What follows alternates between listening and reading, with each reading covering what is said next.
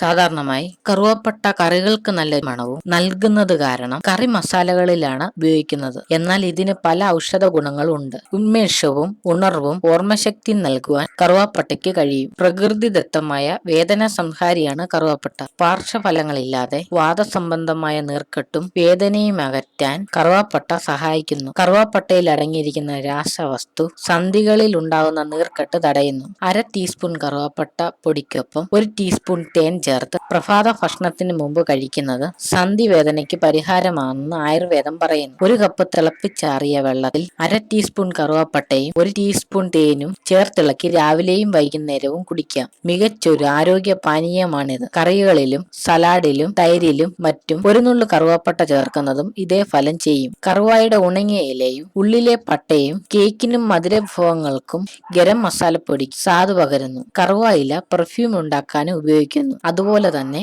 കറുവാപ്പട്ടയുടെ അമിത ഉപയോഗം ആപത്താണെന്ന കാര്യം പ്രത്യേകം ശ്രദ്ധിക്കണം. കൂടുതൽ വീഡിയോകൾക്കായി ഞങ്ങളുടെ ചാനൽ സബ്സ്ക്രൈബ് ചെയ്യുക. കൂടാതെ ഞങ്ങളുടെ വീഡിയോകൾ ലൈക്ക് ചെയ്യുക.